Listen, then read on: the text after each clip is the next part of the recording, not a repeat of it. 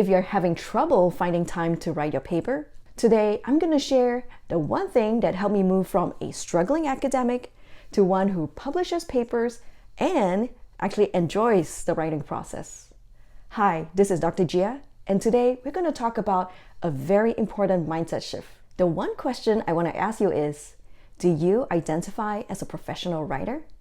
When you hear this question, most of you may automatically think about J.K. Rowling, Stephen King, people who are paid to write novels. But I want you to think about this. If you are expected to publish your papers to get promoted, or you want to write research papers, writing is part of your profession. So technically, you are a professional writer. Why is it so important to have this identity?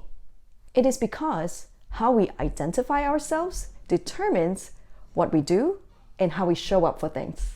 So what do professional writers do? Professional writers write during work hours.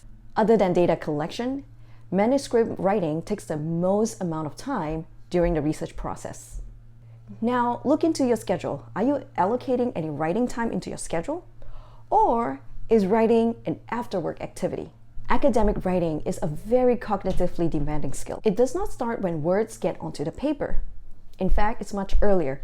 Writing starts during the synthesis process. What I mean by synthesis, it starts when you're processing the data, processing the information, then you transform it to an idea, then putting it down on paper, and refining it multiple times so that your message is as clear as possible. So it is not an activity you can do after a 12-hour workday. If you do so, no wonder you're struggling to write. And no wonder there's no joy when you write.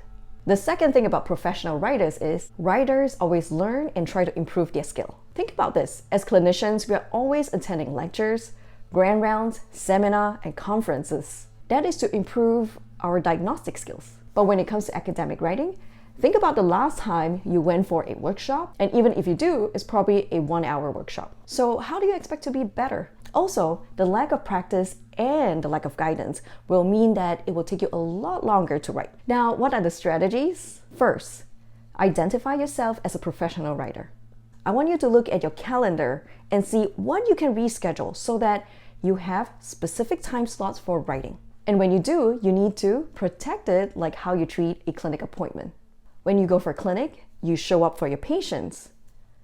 During your writing session, you need to show up for your science and for yourself. If you like this video so far, please give me a thumbs up. The next step, take time to improve your academic writing. So you may ask, how do I actually improve that? The problem is just saying that I want to improve my academic writing seems so vague that you can't really take actionable steps. The first step is to identify your academic writing gap. Academic writing is not one big skill, but actually a collection of micro skills. And this term was introduced by an author, James Altucher. So the skills of academic writing can be broken down into how do you write different sections? How do you craft a paragraph? How do you build an argument? How do you make a compelling sentence? These are all micro skills that you have to eventually learn. So now take a blank piece of paper and start writing all the parts that you think you're weak at. It can be big, it can be small. Don't limit yourself, just write everything down. Pick one that you feel like you can tackle. And once you get a hang of it, move on and find the next skill. It is when you stack the multiple skills together, then you start seeing your academic writing transform. To learn more about the different skills related to academic writing, please watch this playlist. I'll see you there.